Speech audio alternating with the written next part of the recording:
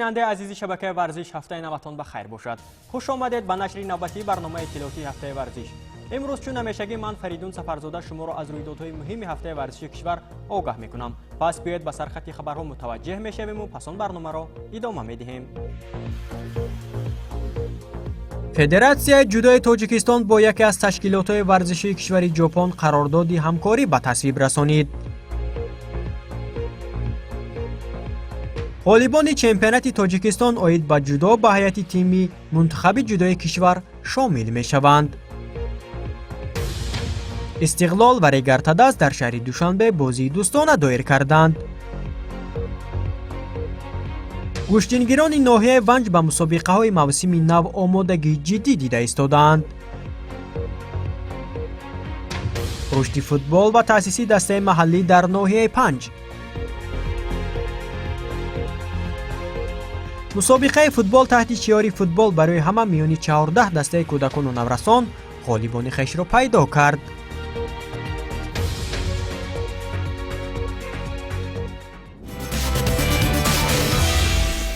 شرح پره خبرها. هفته سپری شده فدراسیون جودوی تاجیکستان برای رشد جودو در قلمرو کشور با یکی از تشکیلات‌های ورزشی کشور ژاپن قراردادی همکاری به تصویب رساند که من بعد برای رشد و رونق جودو در تاجیکستان زمینه گذار خواهد بود.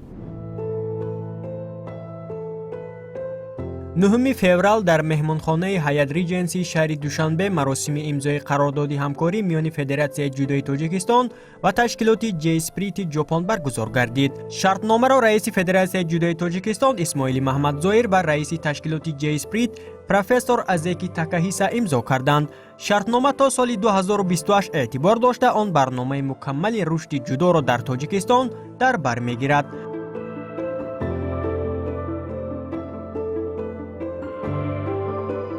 پس از امضای سازشنامه در حضور نمایندگان وسایط اخباری عامه نشست مطبوعاتی دایر گشت. وقتی از جانب فدراسیون جودوی تاجیکستان به ما پیشنهاد همکاری کردند برایم خیلی شوق‌آور شد، چون لایحه پیشنهاد شده برایم خیلی پسند آمد. ما آماده ایم که برای رشد جودو در تاجیکستان کوشش‌های خود را به خرج دهیم. اینجا آمده ایم که با سطح جودو از نزدیک آشنا شویم و متخصصان ورزیده را از ژاپن و تاجیکستان روان کنیم، ابراز نمود ازکی تاکاهیسا. اطلاع داده شد که در دایره همکاری دقت اساسی بیشتر به عمومیت جودو، جلب هرچه بیشتری کودکان و نورسان به جودو و تحریزی سیستم نو میانی بانوان داده می شود. همچنین راه اندازی مشق‌های دسته‌جمعی، کورس و مشغولیت‌های آموزشی برای داوران، تکمیل اختصاصی مربیان، آماده نمودن مربیان کسبی در دایره همکاری‌ها به نقشه گرفته شده‌اند. همه این تدبیرها برای برآوردن جودو به سطح نو و هرچی بیشتر دریافت راهخطا به بازی‌های المپی پاریس 2024 می باشد. مرحله دومی همکاری‌ها با متخصصان کشور ژاپن این تا سال 2028 یعنی تیار کردن جودوکاران به المپیاد لس آنجلس به نظر گرفته شده است.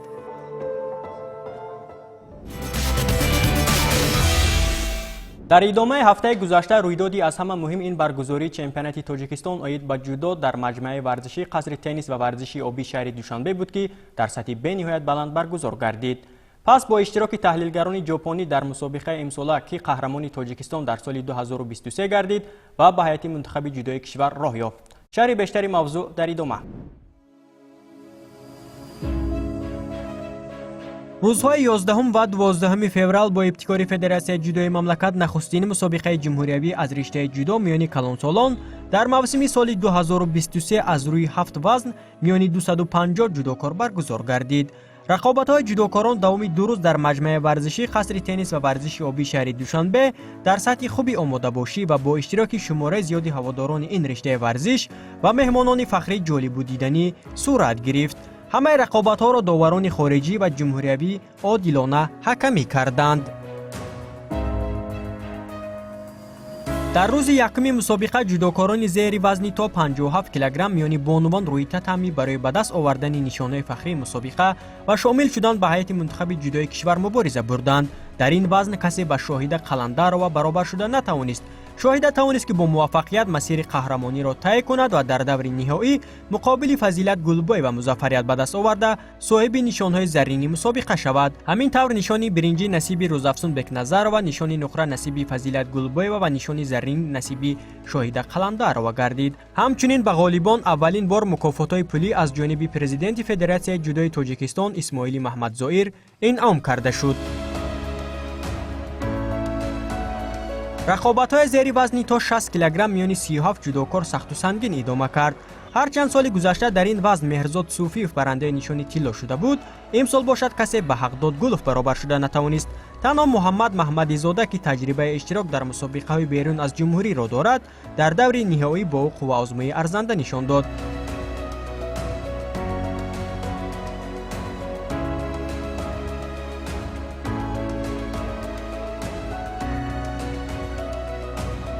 нишонаи биринҷи ин вазн насиби ноибқаҳрамони мусобиқа Меҳрзод Суфиев ва Саъди Маҳмадов гардид. нишони нуқра насиби Муҳаммад Маҳмадизода ва нишони тилло насиби Ҳақдод Гулов гардид.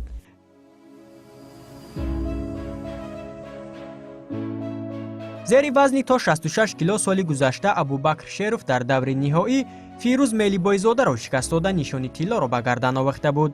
Идибек Сафаров ва Эмомалӣ Нуралӣ нишонаи биринҷиро ба даст оварда буданд. имсол бошад Эмомалии Нуралӣ қаҳрамони ин вазн гардид. дар даври ниҳоӣ Эмомалӣ бо Шаҳбоз Саидабророви бо таҷриба рақобати тӯлоние дошт, ки билохира ба нафъи ӯ ҳал шуд.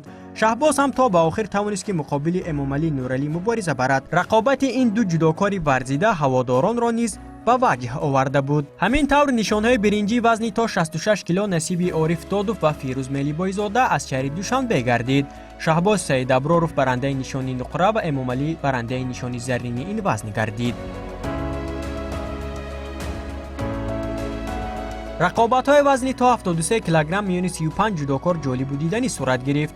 ноибқаҳрамони мусобиқа Муҳаммадраҳим Сарахонов имсол дар мусобиқа ширкат надошт ва касе дар мусобиқаи имсола ва Маҳмадшариф Наҷмиддинов аз ноҳияи Файзобод баробар шуда натавонист. Маҳмадшариф дар даври ниҳоӣ бо як боварӣ ба худ хос Абубакр Шеровро мағлуб карда, маротибаи чаҳорум нишони заррини чемпионати Тоҷикистон оид ба ҷудоро соҳиб шуд.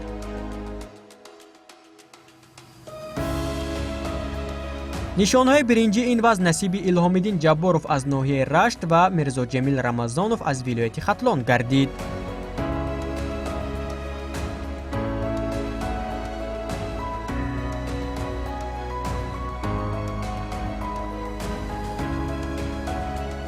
дар рӯзи дуюми мусобиқаи ҷумҳуриявӣ 113 ҷудокор дар 5 вазн миёни ҳам мубориза бурданд. нахуст зери вазни то 63 килограмм рақобатҳо миёни бонувон доир гардид. ҷонона Назарова аз шаҳри Кӯлоб тавонист, ки дар даври нимниҳоӣ муқобили Қурбонгул Ҳалимова зафар ёфта, дар финал муқобили ҳарифи сарсахташ Мавлуда Одинаева бо як имтиёзи ва зарри музаффарият ба даст биёрад. ҳамин тавр медали биринҷӣ насиби Қурбонгул Ҳалимова, медали нуқра насиби Мавлуда Одинаева ва нишони заррини мусобиқа насиби ҷонона Назарова гардид. зери вазни то 81 килограмм миёни 35 ҷудокор бо иштироки ҷудокорони шинохта ба монанди Муҳаммадҷон Абдуҷалилзода, Ҳамроз Раҷабов, Умар Расулов, Акмал Муродов рақобатҳо бисёрам тезу тунд ҷараён гирифт. чеҳраи ҷадид дар ин вазн Сайфиддинзода аз вилояти Суғд буд, ки дар даври нимниҳоӣ Ҳамроз Раҷабовро мағлуб карда то ба даври ниҳоӣ роҳ ёфт. чеҳраи асосии ин вазн Муҳаммадҷон Абдуҷалилзода бошад, дар даври нимниҳоӣ бо имтиёзи иппон муқобили Умар Расулов зафар ёфта ба даври ниҳоӣ роҳ ёфт. дар даври ниҳоӣ Абдуҷалилзода аз як иштибоҳи Сайфиддинзода самаранок истифода бурда, нишони заррини мусобиқаро моли хеш кард. нишонҳои биринҷи ин вазн насиби Ҳамроз Раҷабов аз вилояти Суғд ва Умар Расулов аз шаҳру ноҳияҳои тобеи ҷумҳурӣ шуд.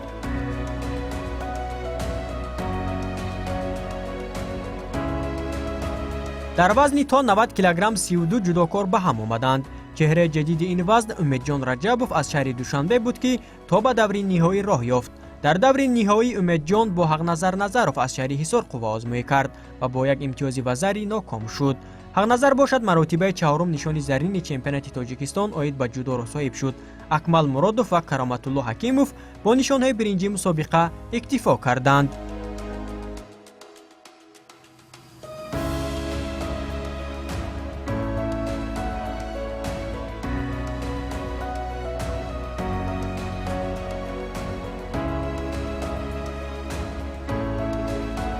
дар вазни то 100 килограмм нишони тиллоро соли гузашта Абубакри Акобир соҳиб гардида буд. имсол бошад Исроил Раҳимов аз шаҳри Душанбе соҳиби нишони заррини ин вазн шуд. ӯ дар даври ниҳоӣ Саидҷамол Алимардоновро сарафканда кард.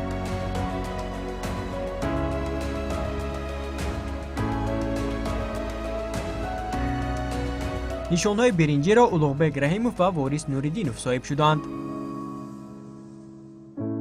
миёни сангинвазнҳо чун ҳарвақта рақобатҳо ҷолибу дидани сурат гирифт.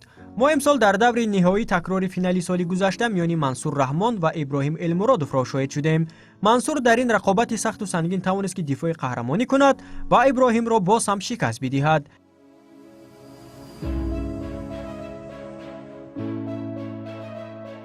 Башири Фахриддин ва Муҳаммад Одинаев медалҳои биринҷиро соҳиб шуданд. маротибаи аввал ҷоизадорони чемпионати Тоҷикистон оид ба ҷудо бо мукофотҳои молиявӣ аз ҷониби президенти Федератсияи ҷудои кишвар муҳтарам Исмоили Маҳмадзоир қадрдонӣ гардиданд.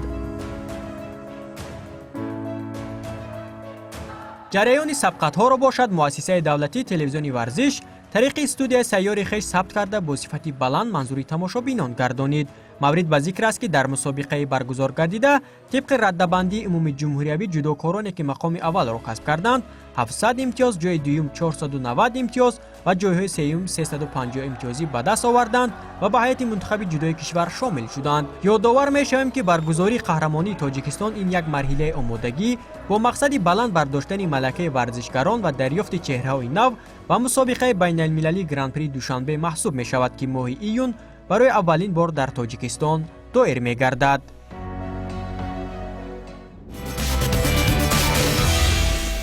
барномаро идома медиҳем. бошгоҳи Истиқлоли шаҳри Душанбе зери роҳбарии сармураббии нав Игор Черевченко дар мавсими нав аввалин бозии худро бо дастаи регартадази шаҳри Турсунзода доир кард. дар ин бозӣ дӯстона кадом даста зафар ёфт, дар идома тамошо мекунем. 8 феврал дар варзишгоҳи марказии шаҳри Душанбе қаҳрамони феълии Тоҷикистон оид ба футбол тими Истиқлол дар доираи ҷамомади таълимию тамринии худ бо тими регартадази шаҳри Турсунзода як бозии санҷишӣ баргузор кард.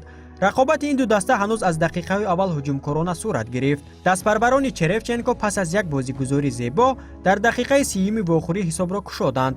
Манучеҳр Ҷалилов аз партофти Алишер Ҷалилов истифода намуда муаллифи гол шуд. бо гузаро шудани 7 дақиқа Алишер Ҷалилов бо маҳорати волои худ ҳисобро 2-0 кард. бо ҳамин ҳисоб дастаҳо ба танаффус рафтанд. дар поёни қисми дуюми нерӯсанҷӣ аниқтараш дар дақиқаи 91-ум Ромиш Насруллозода ба ҳисоби бозӣ нуқта гузошт. маврид ба зикр аст ки ин вохӯрӣ барои Игор Черевченко ба ҳайси сармураббии бошгоҳи Истиқлол аввалин бозӣ маҳсуб мешуд.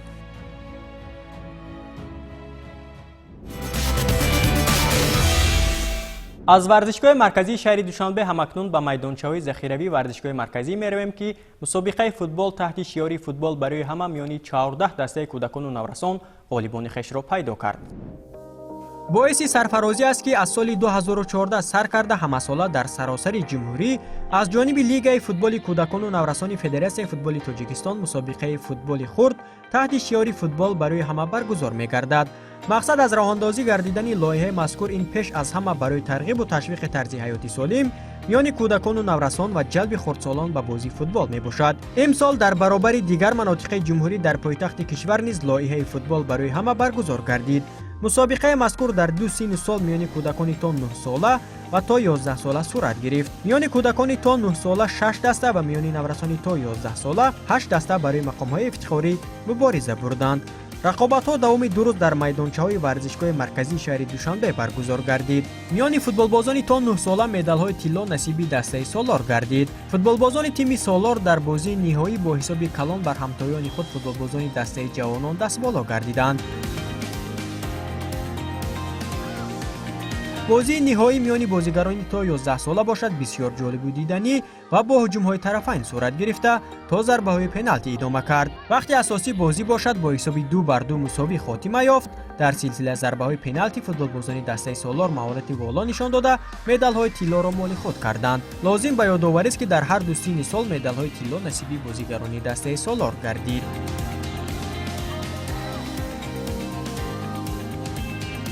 пас аз баргузории бозиҳои ниҳоӣ дар як фазои тантанавӣ маросими ҷоизасупории мусобиқа баргузор шуд. дар маросими ҷоизасупорӣ ба беҳтаринҳо сармураббии дастаи мунтахаби Тоҷикистон Петр Сегрт сардори шӯъбаи баргузории мусобиқаҳои лигаи футболи кӯдакону наврасони федератсияи футболи тоҷикистон ва собиқ бозигарони тими миллии тоҷикистон холмурод зардов ва хуршед маҳмудов ширкат доштанд. аз ҷониби лигаи футболи кӯдакону наврасони федератсияи футболи тоҷикистон дар фарҷом ба ғолибон ва ҷоизадорон медалу ифтихорнома ва беҳтаринҳои мусобиқа бошад бо ҷоизаҳои инфиродӣ қадрдонӣ карда шуданд.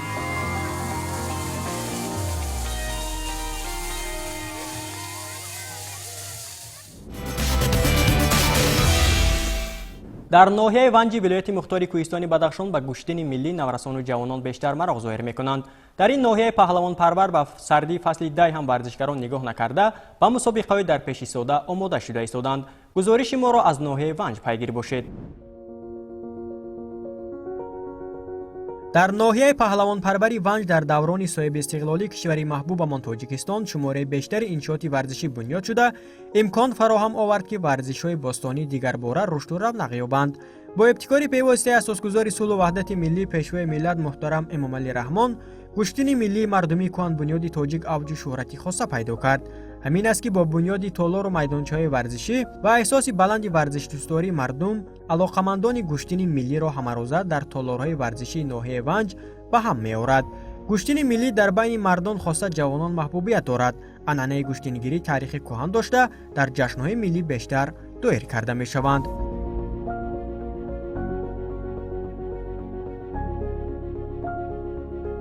айни замон дар ноҳияи ванҷ 8 толори варзишӣ ва дар назди муассисаҳои таълимию маҳаллаҳо 38 майдончаи варзишӣ мавҷуд аст. бо истифода аз ҳамин шароит ҳамарӯза ба тарзи ҳаёти солим машғул шудан муваффақияти ҷавононро на танҳо дар мусобиқаҳои ҷумҳуриявӣ, муҳимтар аз ҳама дар сатҳи байналмилалӣ афзун намудааст. соли 2022 дар мусобиқаҳои ҷумҳуриявию байналмилалӣ варзишгарони ноҳияи ванҷ соҳиби 20 медал шуданд.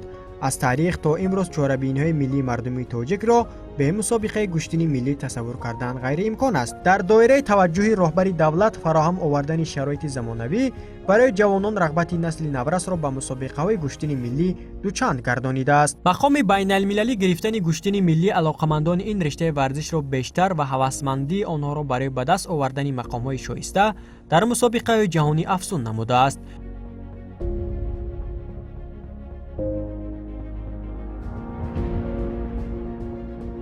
ёдовар мешавем ки бахшида ба ҷашни 35-солагии истиқлоли давлатии ҷумҳурии тоҷикистон дар ноҳияи ванҷи вилояти мухтори кӯҳистони бадахшон 4 иншооти варзишии дигар ба истифода дода мешавад.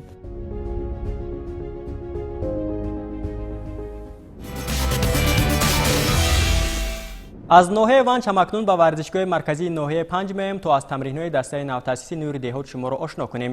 ин даста соли гузашта дар лигаи дуюми минтақаи хатлон ба мақоми аввал даст ёфта буд. дар ноҳияи 5 дар баробари дастаи сарои камар ки дар чемпионати тоҷикистон миёни дастаҳои лигаи якум ҳунарнамоӣ мекунад, соли сеюм аст ки аз ҳисоби бачаҳои маҳаллӣ як тими дигар бо номи нури деҳот ташкил шудааст. ҳоло дар ҳайати дастаи нури деҳот 25 нафар футболбоз ҳамарӯза таҳти роҳбарии мураббӣ Азимҷон Ҳакимзода ба машқу тамрин фаро гирифта шудаанд. дар ҳоли ҳозир даста барои иштирок дар лигаи дуюми минтақаи хатлон омодагӣ дида истодааст. 2021 даста ташкил кардем. лигаи дуюм минтақаи хатлон баромад карда истодем. 2021 ай 10 даста 8 ҷо шудем. соли аввали баромад буд. дар соли 2022 минтақаи хатлон ҷои аввала гирифтем. бе ягон бох даста 2 мусовиву 14 ғалаба шуд. соли гузашта дастаи нури деҳот дар лигаи дуюми минтақаи хатлон иштирок намуда дар баробари 10 даста унвони қаҳрамониро ба даст овард ва роҳи худро ба марҳилаи ҷумҳуриявӣ ҳам восохт. аммо дар марҳилаи ҷумҳуриявӣ даста аз ҳисоби камтаҷрибагӣ натавонист пирӯз шавад, чун солҳои 2021-2026 аз ҷониби асосгузори сулҳу ваҳдати миллӣ пешвои муаззами миллат муҳтарам Эмомалӣ Раҳмон дар кишвар соли рушди футбол эълон гардид, роҳбарияти дастаи нури деҳоти ноҳияи 5 низ ҳадаф доранд барои рушди футбол дар минтақа муҳайё сохтани шароит барои машғул шудан ба футбол ва дарёфти истеъдодҳои нав миёни наврасону ҷавонон саҳмгузор бошанд.